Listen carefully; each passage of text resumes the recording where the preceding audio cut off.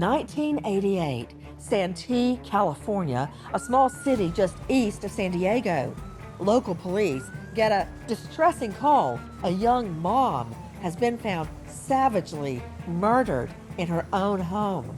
She did not show up to work, so a coworker went to her house to find out why she wasn't answering her phone or showing up to work, and discovered the door was open, and then he discovered Diane in her bedroom. The victim is Diane Dan, the mother of a 2-year-old little boy, Mark. Police find Mark wandering around the house. His mother's blood is on the toddler's clothes. There's a certain amount of questions that come along with that, like why didn't I die? The leads come and they go, and then the leads end. But then, 30 years later, a groundbreaking new forensic tool blows this case wide open. You can take a case that's 30 years old and solve it with what you did. With all of the new technology, you can't get away with it anymore. This is the story of a horrible murder of a young mother, her tot son who was there when she died, and his 30-year quest to know what happened to my mom. I'm Nancy Grace. Welcome to Bloodline Detectives.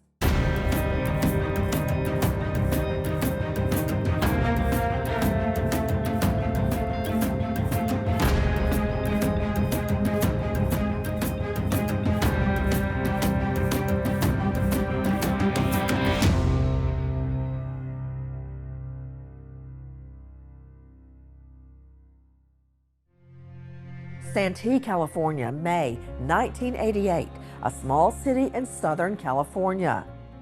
It's a pretty small town. It's grown, obviously, over the years. Back in the 1980s was probably a little sleepier than it is now. It's been built up a lot. It had a reputation as being, people who were generally, very independent and very different than perhaps the folks who lived on the coast. One of these free-spirited residents is 29-year-old single mom, Diane Dan. Diane Dahn was a single mom raising her 2-year-old son, Mark. They lived in an apartment complex in Santee off Graves Avenue. She worked for the transportation company here in San Diego. She was a musician. She was a violin player, and lots of people knew her as a really good musician. She was kind of a fun-loving, free-spirited hippie, I guess, is the way she's been described to me, which is interesting because then they always say, "Oh, you're a lot like her," and I think, well, yeah, I guess I kind of am like that. These are happy, carefree times for a young single mom and her toddler son. Then on May 2, 1988, Diane doesn't show up for work. Her coworker, Gary Bauer, goes to her home to see if she's okay. So a coworker went to her house to find out why she wasn't answering her phone or showing up to work, and discovered the door was open. Mark was kind of walking around, not being watched. And then he discovered Diane in her bedroom. 911 emergency? A lady laying on the ground, she's dead. Okay, where are you, sir? Trying to think of the street. Okay, are you on Graves Avenue? Yeah. Let me get you to the fire department, okay? Okay. Okay. Hello? Hello, this is Gary Bauer. What's the problem? There's a dead body in the bedroom. That's where you live? That's where she lives. Where is she? What's the address?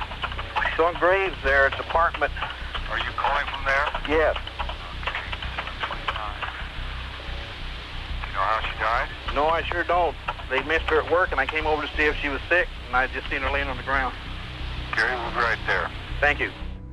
I have no recollection of any of that, but yeah, I guess I had blood on me, so I don't know if I was close to the situation or, there's a certain amount of questions that come along with that, like why didn't I die?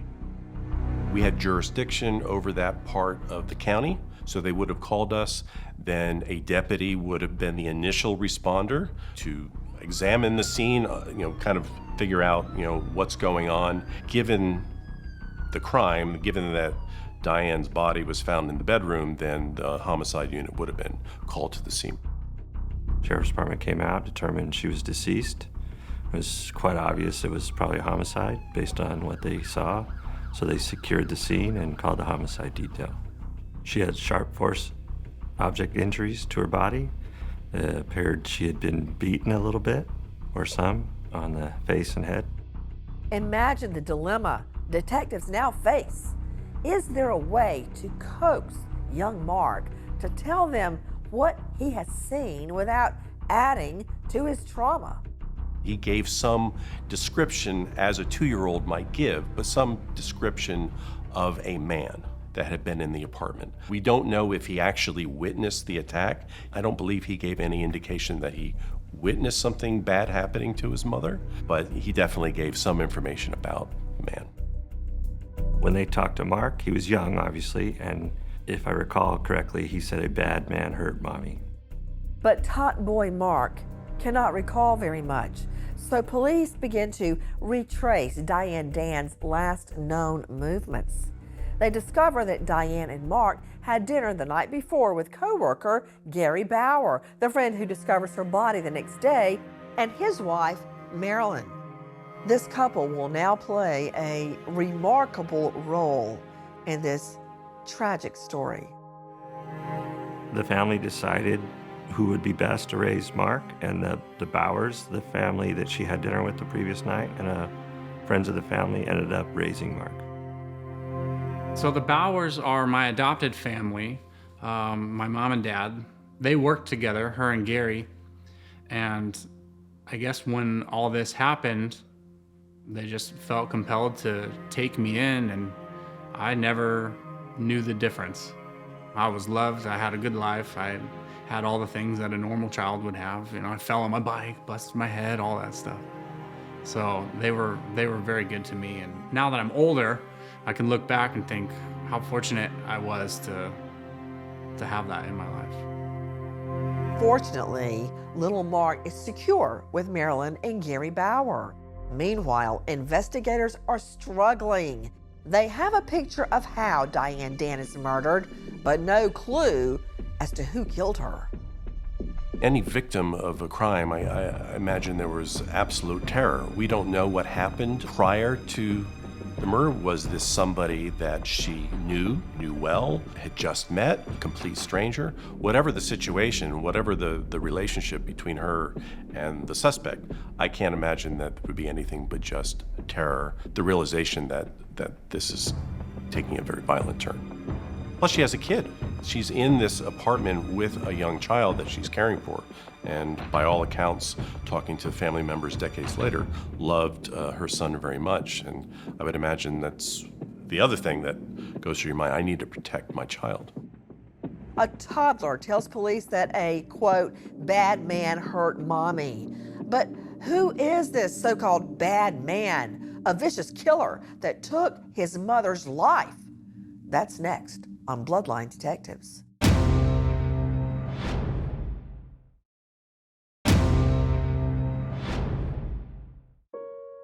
Santee, California, May 1988. Police investigating the murder of 29-year-old young mom, Diane Dan.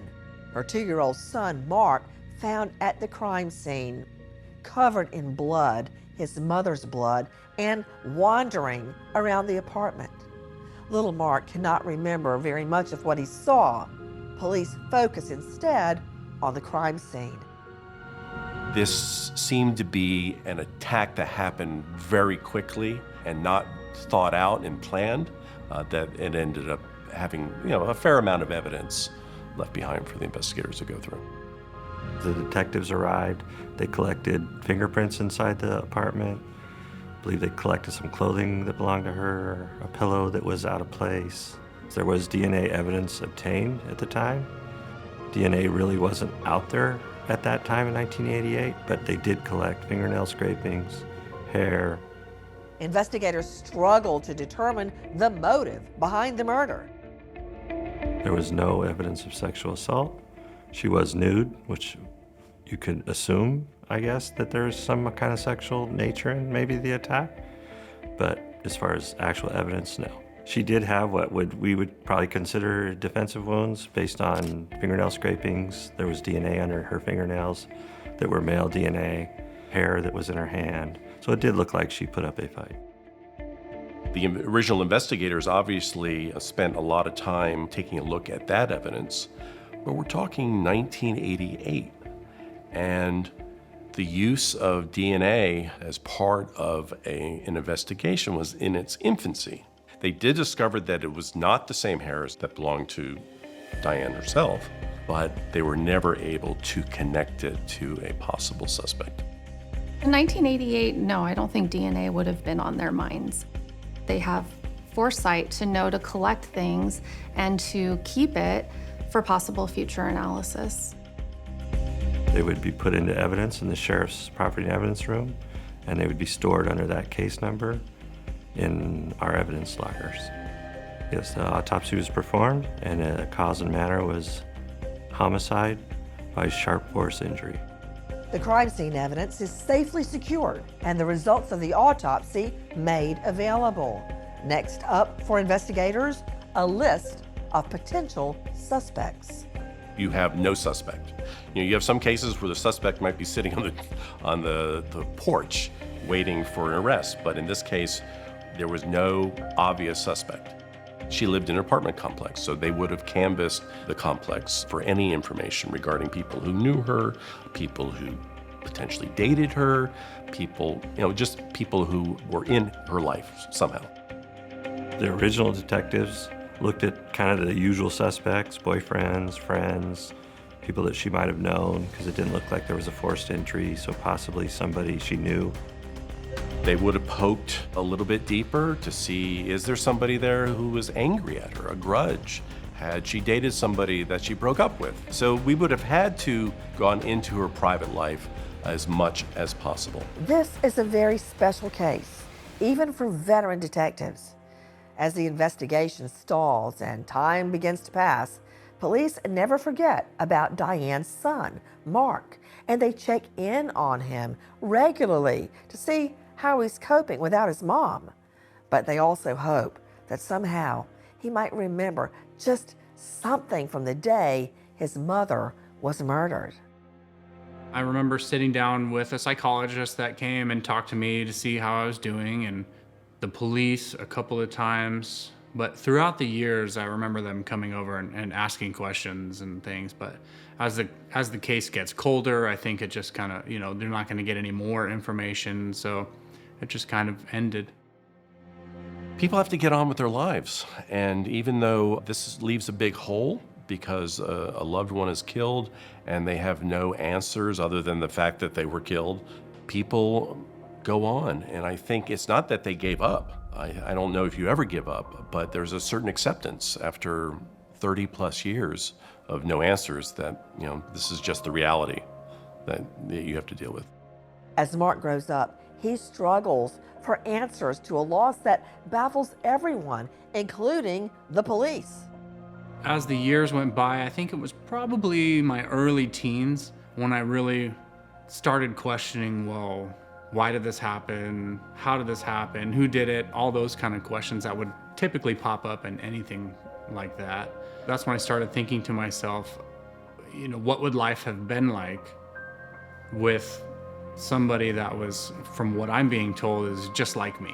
What would it be like to be loved by your own mom? Mark desperately holds on to anything that physically connects him with his mom. I started gathering what I could from, my grandmother and pictures of her, which I still have a pretty good collection.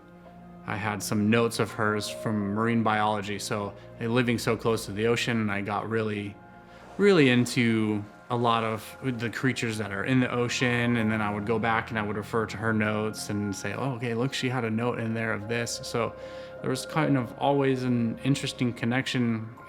I think I took a lot of solace in the fact that her body was cremated and thrown into the ocean. So still to this day, when I go to the beach here in Oregon, even though it's nowhere near San Diego, I feel connected, I feel close. And it's almost as if you can just feel her presence. The murder of a young single mom, Diane Dan, remains cold nearly 20 years.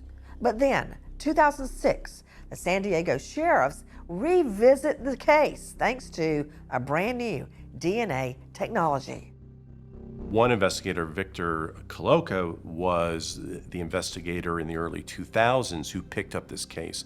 And this usually happens with cold cases. This murder happened in 1988, and there would have been a group of detectives who worked on that. And then it went cold, and then eventually transfers, retirements, it gets passed on to another detective. And so Victor was probably in a line of detectives whose fingers touched this case at some point. Victor put in a lot of work to this case and advanced it as best he could. But again, even in 2006 and 7, where he did a lot of work, the DNA had not yet advanced, and IgG certainly had not become a part of our investigations, as we know it has in the last few years. Criminologist Kathy Chang then makes a remarkable breakthrough. She searches through tiny pieces of evidence found in the victim's hand, and she identifies a DNA sample from a hair. She, Chung, believes it may belong to the killer. What I would do first is I would look at the evidence, and in this case, there was a lot of hairs. And hairs are actually really difficult to get a DNA profile from. If you have a hair that is actually pulled out from somebody's head or wherever that hair is coming from, and the root is still in the active growth phase, what happens is when the hair gets pulled out, there's still tissue that's attached that's really good source of DNA. So it was my role to go through the hairs in this case, and there were hundreds of them. I went through more than 200 hairs in this case and was able to identify a handful for DNA analysis. Most of the hairs that I did DNA analysis on came back to the victim in this case, but there was one hair that had a profile from an unknown male. It didn't match any of the other reference samples from other potential suspects that were in the case. And so what I do is I write my report, say there's a profile, it doesn't match the victim, it doesn't match any of the other individuals, and then the profile was entered into CODIS. Police working on Diane Dan's case submitted DNA sample from the suspected killer into CODIS, the national database of DNA profiles from convicted offenders. So the DNA that was identified was a partial profile that was suitable for CODIS entry, and it was put into CODIS, and there was never a hit. The problem with the CODIS database is, whilst it has 20 million people in it, the overwhelming crime, doesn't matter where in the world, is generally committed by males between the age of 15 and 35. The CODIS database was started back in the mid-90s. It's aging out. In other words, those people that are in the database the longest, they're not going to be committing crime. They may have died, so they've become less useful. So even though it has 20 million people, it's aging off, so it's going to become potentially less relevant over time. After exhausting all leads and all the potential suspects, and once DNA came about and they were able to eliminate all the people that they thought were suspects, there was no other evidence. Ultimately, once everything has been exhausted, all the leads, all the evidence has been processed, it goes cold and goes into the archives. It's a kind of a misnomer. When people say it's cold, people kind of think that we don't ever look at it again. That's not true.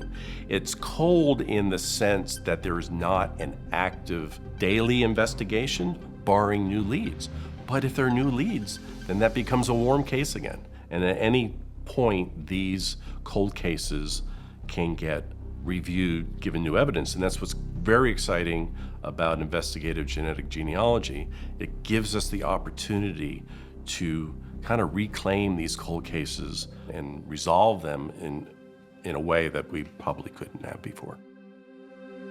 Can investigative genetic genealogy ID Diane Dan's killer? We find out next on Bloodline Detectives.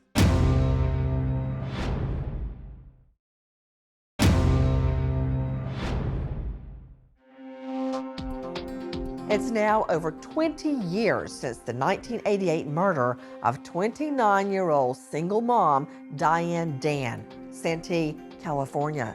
The case remains cold until detectives turn to a new forensic science, investigative genetic genealogy. So genetic genealogy is when you have a DNA profile and you want to identify relatives of that DNA profile. And it started decades ago with people who were adoptees and they wanted to know who their biological family members were. In 2018, the Golden State Killer was identified through genetic genealogy, and that kind of opened the floodgates to use it for case investigations. So myself and others in the homicide unit attended a briefing given by the FBI and people who worked on the Golden State Killer case, where we were introduced to this way of solving cases that seemed unsolvable as long as you have the presence of DNA. The way it's used in terms of a criminal case is you have a DNA profile that's unknown, and you want to know who are the family members of this individual. And by creating those family trees, getting those connections, you can potentially identify that unknown person. The science of investigative genetic genealogy is really expensive, and it calls for great scientific expertise. Normally, police departments outsource this research to professional labs, but the San Diego Sheriff's Department tries a different approach. They want to learn these techniques for themselves and train their detectives to use investigative genetic genealogy. So this 2019, we kind of had either the arrogance or the chutzpah, the naivete to decide that we were going to do this on our own. A lot of law enforcement agencies are using IgG. Almost all of them farm out the genealogy part of it. We decided that it might be beneficial for us if we could learn to do the genealogy. We go to a commercial company, they're going to build out this whole tree and take as much time as it takes, and we're going to pay for that. Where I have my detectives, my analysts doing it, let's say we have a high match, so we have a third or fourth cousin to our person that we're looking for, either our victim or our suspect. Well, through law enforcement databases, we can start looking at the people in that tree and see who has ties to San Diego. So if we're looking at a case and we get a low match to say, a third or fourth cousin, and they're on the East Coast, and we start looking at that whole family tree and everyone's on the East Coast except cousin Bob, who was in San Diego for 4 years in the Navy, well, we can jump straight to cousin Bob and start looking at him and see if he was in the area at the time, if any ties to our victim. So it actually saves a lot of time. The team at San Diego Sheriff's Department begins the process of building the suspect's family tree. They have a DNA sample retrieved from the crime scene. However, it does not match any known offenders. Investigators now need to put the DNA sample in more databases besides CODIS. So IgG becomes appropriate when you have the presence of DNA, you have had no hits in the CODIS database, and you have the potential to have a private lab examine your DNA, process it so that it's in a form that could be read by the genealogical databases that we're allowed to use. And then the last hurdle that they have to meet is there enough extracted DNA left that we can send it out for genetic genealogy? When I go from quant to amplification, sometimes when I do that step, I consume my sample. I use all of the DNA that I have to try to get a profile. In this particular case, I had enough DNA to attempt to get a profile, and there was still enough DNA left over. And so we were able to take that remaining extracted DNA and send it off for genetic genealogy. We had a private lab do the SNP analysis. single nucleotide polymorphisms, SNPs. We share 99.7% of our DNA. That 0.3%, in a very general sense, it causes the difference between us, how you look, the color of your hair, the blue eyes. All of those things are because of SNPs. They give us our diversity. So we take advantage of that diversity to help now say, how much DNA do you share with someone else? You can look anywhere between 10,000, which is what Berrigan developed, 10,000 SNPs, all the way up to 700,000 SNPs. You then upload that profile to GEDmatch. GEDmatch is a California-based company that compares DNA data files from different testing companies. What's particularly unique about GEDmatch is that they allow people or profiles from all the major genealogical companies you can upload their kits and then match against everybody else in their system. That's unique because if you do an ancestry kit, you're only going to match against people who've done another ancestry kit in that world. But if you move an ancestry kit to GEDmatch, you can potentially match against somebody who did a 23andMe or MyHeritage or Family Tree DNA. By 2020, the SNP analysis on the DNA sample is complete. Now, the newly trained genealogists at San Diego Sheriff's attempt to create a family tree using the refined DNA sample as a starting point. We were fortunate that our initial high match, and what that means whenever you're looking at how somebody is related to somebody else, the shorthand that we use in genealogy is centimorgans, which is basically just the genetic distance between two people. If you have a high centimorgan match, that means you're closer in relation than you are if you have a low centimorgan match. In Diane Dahn's case, we were fairly fortunate in that our highest initial match was almost 200 centimorgans. So that would have indicated probably a second cousin relationship. That's exciting because when you have that close of a relationship, you're not going to have to necessarily go back 7, 8, 9 generations before you can move forward. The next thing that we have to do is build trees, family trees. We have this known person, we just have to start building that family tree.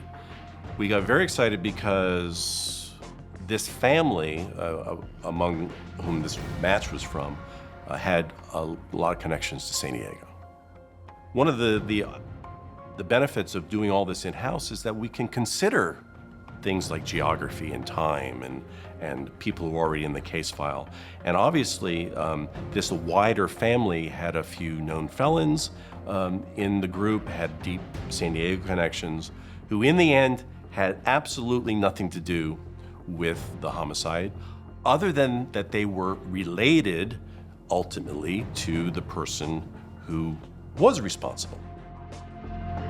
It is painstaking work. The team follows genetic lines which, one by one, lead to dead ends. This is, in fact, progress because it's really a process of elimination. Detectives know that each failure brings them one step closer to identifying the correct genetic line. We worked a different side of the tree, and that's where we discovered another group of folks that also had a relationship to San Diego, but more specifically, a couple of people had a relationship to Santee. And that became kind of key to us unlocking the identity of this case. Eventually, the Bloodline Detectives make a breakthrough.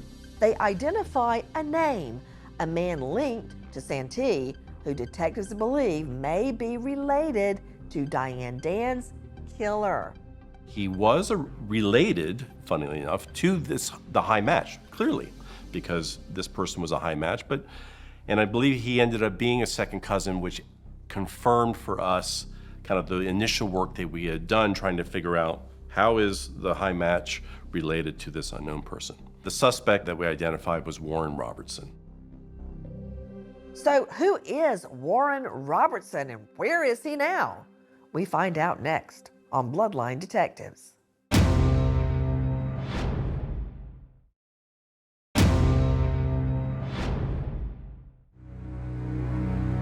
It's now 30 years since the brutal murder of young mom Diane Dan in Santee, California. Her brutalized body discovered in her apartment while her 2-year-old son, Mark, is there, found wandering around, covered in his mother's blood. Now, new DNA technology gives genealogists at the San Diego Sheriff's the name of a prime suspect, Warren Robertson. We had a suspicion that Warren, just based on information that we were able to gather about where he lived in the 80s and where he was in the family tree, that this was somebody that we should look into more clearly. As we eliminated other people, at some point we were only left with Warren as a possible suspect. But that's not proof. Just thinking that, it had to have been him. You have to go out somehow and connect him genetically to the DNA left at the scene. As police attempt to connect Robertson to the murderer, they inform Diane Dan's son, Mark, of the latest breakthrough. Mark doesn't remember his mother's murder despite having been in the apartment the night she's killed. I was on my way to the coast, of all places, and while driving, I got a text message, and I gave him a call, and he kind of gave me a brief description of what was going on, and I was in shock, and that's when all the anxiety and the excitement kind of kicked in. What's going on? What did they find? How did they even do anything? Why did it take so long? A lot of questions popped up. But then I was able to have a video call with him, and he explained things further about the genealogy and how they, were going through people's trashes and collecting DNA samples. And I thought, my God, you've got to be kidding me. Like, all of that stuff is now possible. And it just blew my mind. It really blew my mind. The Bloodline Detectives need to connect the DNA sample from the crime scene with Warren Robertson's DNA. As they close in on Robertson, investigators dig deep into his lifestyle. Warren was born in Arkansas. He came out here. He was living here. He met his wife. He had a son. He was into drugs. He was using drugs. His wife ultimately left him with their son. And then he had been arrested several times for some petty drug stuff, property crimes. It appears that he lived in the same apartment complex as Diane did at the time. We spoke to relatives of Warren that also lived there, and they confirmed that they all lived there in that same complex. And he lived in a building just off of hers where he could see her. He had moved out of the area at some point after the murder, but not right after the murder, had moved to the Midwest. As is the case with many older cases, Warren Robertson had died in a house fire in 1999. Warren Robertson's death in a house fire means that Diane Dan's likely killer has evaded justice. It's a setback, that's true, but it's not the end of this investigation. We identified the suspect's children.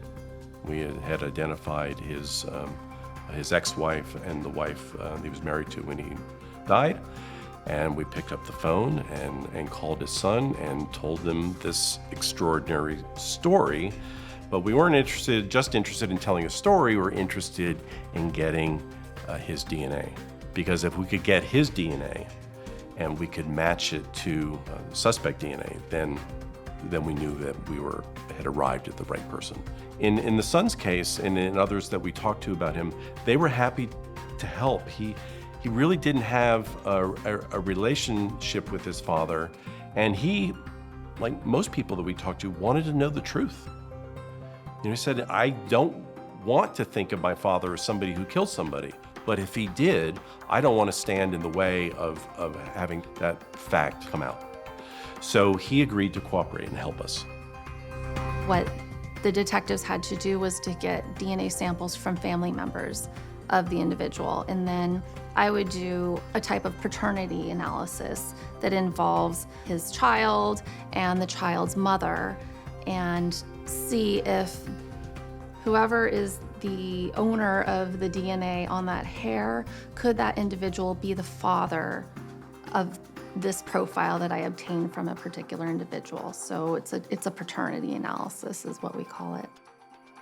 A vicious murder is so close to being solved. Will a son, now a man, soon have more answers than questions about what happened to his mother? That's next on Bloodline Detectives.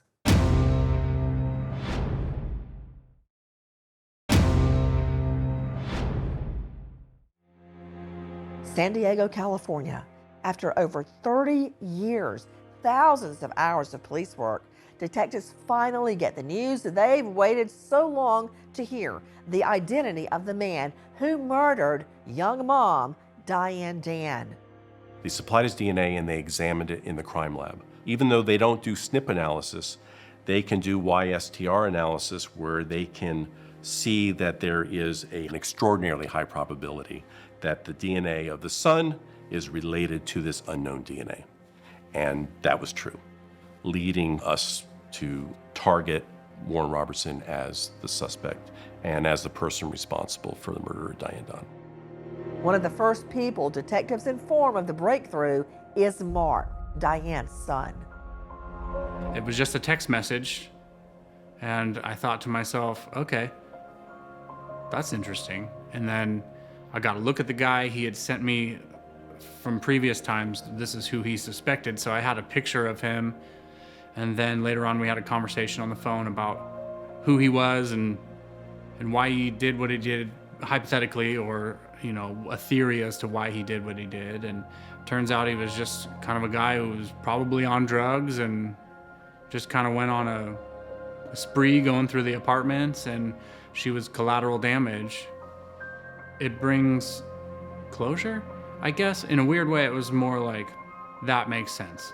Rather than having question after question as to why this was there, why did this happen, it was more, that makes sense. It's not right, but at least I have answers to the questions that I've had for so long. San Diego sheriffs go public with the news this cold case has finally been solved. At an emotionally charged news conference, Diane's sister Victoria says she never gave up hope that this day would eventually come. I'm so grateful to the detectives and everything that has been done. I didn't think anything was ever going to come of this.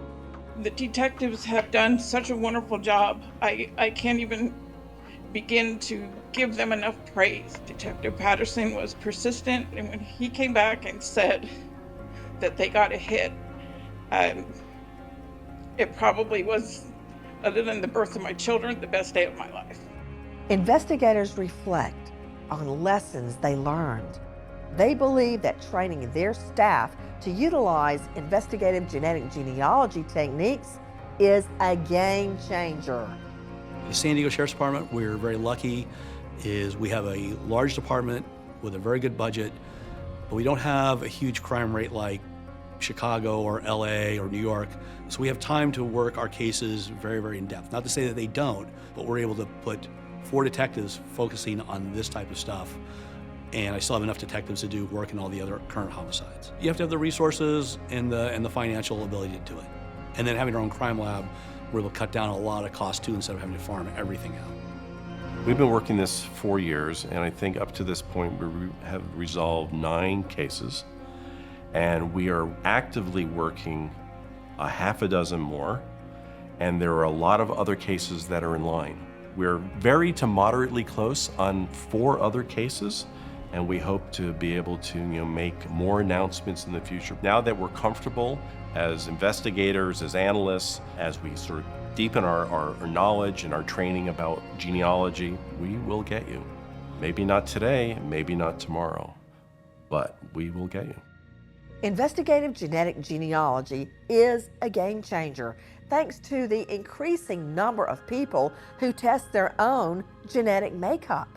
The results of these tests enlarge databases and help law enforcement crack seemingly uncrackable cases. If I look back at my life, as much as I would have loved to have spent time with her, everything happens for a reason. And when I say that, I mean because of the things that have happened to me, That's what made me who I am today, who I feel is a pretty good person. And without those things, maybe it would have been better, maybe it would have been worse, but I am who I am today because of all of the things that have happened to me. No matter how big of a trauma it seems in the moment, it's gonna make you into something great if you allow it. What's so remarkable about investigative genetic genealogy is that criminals who think they've gotten away with murder now find there is no hiding from science and their own family's DNA. The next knock on their door may be Lady Justice serving it up, even after 30 years. I'm Nancy Grace.